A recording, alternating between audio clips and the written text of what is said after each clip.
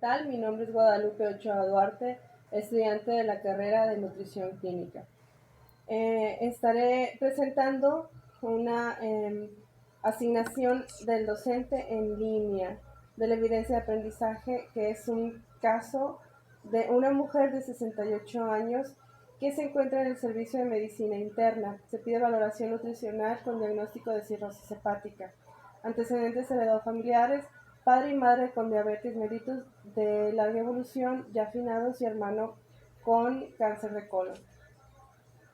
Antecedentes personales patológicos, fue interrogado y todo fue negado. Dentro de las patologías importantes para el caso destaca tener diabetes de más de 15 años y alcoholismo de más de 10 años. Antecedentes personales patológicos, vive en casa propia con servicios domiciliarios y vive con una hija. El historial clínico, dietética y nutrición: consume sus alimentos normales en casa, bebe alcohol diario alrededor de 2 copas entre cerveza y tequila. Se le realiza un recordatorio de 24 horas de pasos múltiples que arroja los siguientes porcentajes del requerimiento ideal. Hidratos de carbono tiene un exceso de 89%, proteínas tiene un déficit de 25% y lípidos tiene un déficit de 40%. La exploración física: se realiza exploración de cefalocaudal y se observa lo siguiente: desprendimiento de cabello, ojos conjuntivas con leve ictericia, palidez de tegumentos. En extremidades superiores hay depresión de masa grasa y masa magra. En cavidad abdominal se encuentra con ascitis. En miembros inferiores, depresión de ambas masas de la composición corporal, piel seca y escamosa generalizada. En antropometría y composición corporal, el peso habitual tiene un 85 kilogramos, grasa corporal de un 35%, masa libre de grasa un 55%, nivel de grasa abdominal un 9 kilogramos, o hueso de 1.9 kilogramos y agua de 40. Otras medidas: la circunferencia media del brazo tiene de 24 centímetros, la altura de 52, la altura de rodilla 52 centímetros, pliegue tricipital,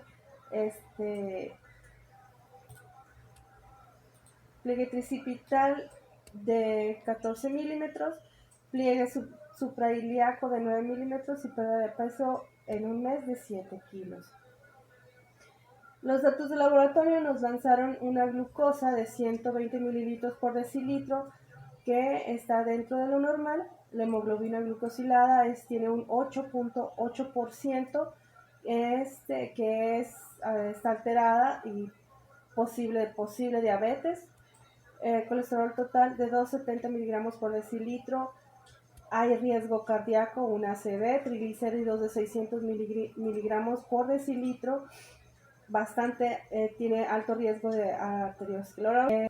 Albúmina 0.0 miligramos por decilitro, está bajo del daño hepático. Proteínas totales 5.0 miligramos por decilitro, puede también que sea daño hepático.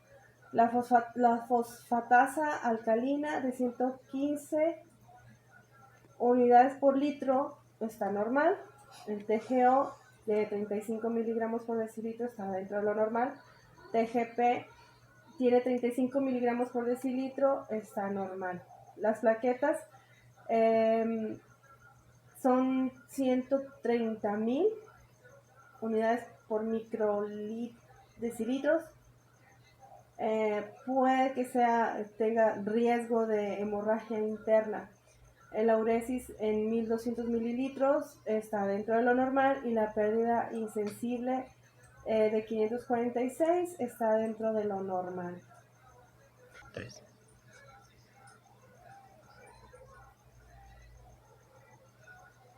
Los cálculos para el peso actual nos da un peso de 55.49 kilogramos. En talla, según la altura de la rodilla y la edad, nos da un total de 164.60 centímetros. Y el índice de masa corporal, según peso, nos da un total de 33.5 kilogramos por metro cuadrado. A continuación hablaré de la tabla del PEO. En criterios bioquímicos, nuestra paciente tiene albúmina sérica menor de 3, bueno, en el cuadro dice albúmina sérica menor de 3.0 de 3.8 gramos por decilitro, que es determinación por verde bromocresol. Nuestra paciente tiene 2 miligramos por decilitro, cumple el criterio. En la masa corporal, la pérdida de peso, dice la tabla, no intencionada de mayor al 5% de peso en 3 meses o mayor al 10% en 10 meses. Nuestra paciente cumple el criterio porque tiene un 7%. En masa muscular, la pérdida de la masa muscular de mayor igual al 5% en 3 meses o mayor igual al 10% en 6 meses, nuestra paciente tiene un 10% y cumple el criterio.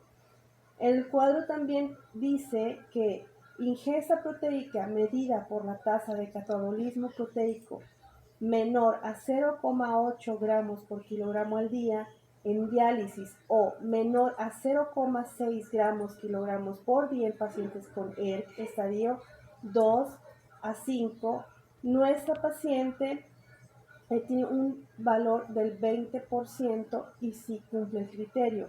Al igual que el gasto energético calculado menor a 25 kilogramos kilocalorías, por kilogramos al día por al menos 2 meses, tiene ya 18 y cumple el criterio también. La interpretación de esta tabla, si bien hay por lo menos un criterio indicador de desgaste proteico energético en cada una de las 4 categorías, el análisis evidencia que precisamente es el descenso de la calidad proteica de la determinante de un diagnóstico de desnutrición moderada asociada al cuadro diabético, agravado por una excesiva ingesta de carbohidratos y el nivel de alcoholismo que determinó el daño hepático.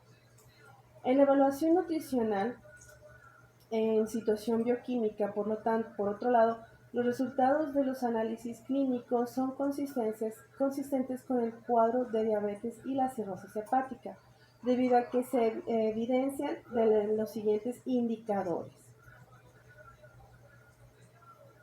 Hemoglobina glucosilada, colesterol total, triglicéridos y albúmina séricos, proteínas totales, fuera de rango y consistentes en el cuadro hepático y diabético. En la evaluación antropométrica, en base a los datos antropométricos medidos, puede decirse que la paciente se encuentra en la siguiente situación: diabetes mellitus tipo 2 crónica. Quizá el indicador más relevante y de mayor relación directa entre los datos antropométricos del diabetes mellitus 2 sea el IMC de la circunferencia abdominal, ya que en la mayoría de los estudios, más del 63% de los pacientes tienen un IMC superior a 30. En la exploración física, se realiza exploración físico-céfalo-caudal, donde destacan los siguientes signos: ligera palidez de tegumento y piel seca y escamosa por deficiencia de ácidos grasos. En la evaluación dietética, la paciente refiere en un recordatorio de 24 horas un consumo elevado de carbohidratos y que, unido al hábito del alcohol y el cuadro de diabetes mellitus 2, generó el desorden metabólico que la llevó a esta situación peligrosa de cirrosis hepática. En la siguiente se hace un examen SWAP, que es el paciente, en donde, bueno, anteriormente ya se habló de los datos del paciente, que es la subjetiva, la S, datos del paciente, los datos de los familiares, de cómo pudo haber llegado a este tipo de problema de salud, que es el historial clínico dietético y nutricional. Después se pone también el motivo del ingreso, la evolución, la exploración física y la antropometría y composición corporal. En la objetiva también se evidencian los síntomas, que también ya estuvimos hablando de ellos, los exámenes de laboratorio y análisis de resultados y los cambios de peso en diferentes fechas. Los análisis, bueno, el riesgo nutricional alto, la paciente será orientada a sus hábitos nutricionales, en donde establecerá un plan alimentario con seguimiento. Se va a remitir a terapia grupal para abandonar el hábito del alcoholismo y se va a iniciar una terapia de rehabilitación de cuadro hepático. Se iniciará protocolo de atención primaria para la diabetes y se va a continuar el restablecimiento de la situación nutricional. Y el plan, según los resultados arrojados por el estudio, predices, la presencia del diabetes es asociada a un riesgo de 40% superior de presentar desnutrición. Si la patología se le asocia a la cirrosis hepática, este riesgo aumenta. Además de esta enfermedad hepática, hay pérdida de la función cerebral que ocurre cuando el hígado ya no es capaz de eliminar las toxinas de la sangre, y eso se le llama encefalopatía hepática. La desnutrición en estos cuadros combinados es de componente calórico y proteico, debido a que se pierde tanto masa grasa como masa proteica. A partir de, no, en ambos sustratos se extraen de las proteínas, sobre todo el tejido muscular estriado y los depósitos de masa de grasa, mediante procesos de proteólisis y de lipólisis respectivamente, que están aumentados. Por otro lado, también encuentra la sarcopenia, que se caracteriza el cuadro del diabético cirrótico. Puede resultar de más difícil diagnóstico cuando se trata de pacientes, cuando el paciente es obeso. En cuanto a la obesidad, se puede asociar a la cirrosis como una comorbilidad o formando parte causal de la misma. Este complejo, sarcopenia, obesidad, incrementa aún más el catabolismo y se estimula la proteólisis. Todo este mecanismo tan complejo aumenta el metabolismo basal porque se consume mucha energía, y lo que la fuente energética principal es la glucosa procedente del metabolismo de los hidratos de carbono complejos. Se puede establecer una relación entre las recomendaciones nutricionales y el IMC, que ya habíamos calculado en un 33.5 kilogramos por metro cuadrado. En estos casos, la tabla del IEDR y las recomendaciones dietéticas para la persona diabética cirrótica nos recomienda manejar los siguientes valores. La tabla de ingesta diaria recomendada es el IMC de 30 a 40 kilogramos por metro cuadrado, la energía de 25 a 35 kilogramos por kilocalorías, por kilo en peso real, proteínas de 1.2 a 1.5 gramos por kilo peso ideal. Patrón de ingesta, repartir la ingesta en 4 a 6 comidas durante el día, un snack nocturno tardío de 50 gramos de hidratos de carbono completos. Nutrientes nitrogenados, libertad de consumo según preferencias del paciente para asegurar la ingesta máxima posible, y en fibra suplementar de 25 a 45 gramos diarios. El cálculo del GET. Para calcular el gasto energético total, lo primero es identificar el gasto energético basal, que es el GET, que es la energía necesaria para mantener la actividad vital. El gasto energético total, que es el GET, que es la suma del GET y la energía necesaria para la realización de todas las actividades físicas del día. Para estimar el GET en mujeres adultas, corregido por actividad física según la fórmula de Harris-Benedict. En mujeres mayores de 60 años da un total de 1.172.46 kilocalorías, y con el factor de corrección de actividad física da un total de 1.800 kilocalorías. Enseguida hablaré de la fórmula dietosintética. La desnutrición es frecuente en la cirrosis descompensada en combinación con el diabetes mellitus tipo 2 e impacta en el pronóstico, por lo que el abordaje para detectarla y tratarla debería ser planificado en la práctica clínica habitual. El soporte nutricional debe hacerse con dietas hipercalóricas e hiperproteicas en base al tipo de desnutrición que tienen nuestros pacientes. En macronutrientes, los hidratos de carbono tienen un 50% de 225 gramos al día, lípidos un 30%, que son 60 gramos al día, y proteínas un 20%, que son 90 gramos al día. Con la distribución energética para nuestro paciente sería desayuno el 15%, la colación el 10%, el almuerzo 25%, merienda el 10%, cena 25% y la poscena de 15%. Vamos a hablar también del menú para nuestra paciente que tiene cirrosis. En el desayuno se le aconsejó tomar leche descremada con salvado de avena y edulcorante y pan integral. En la colación un yogur descremado natural. En el almuerzo asado de res con clara de huevo, papa blanca y ensalada de verduras con un caldo,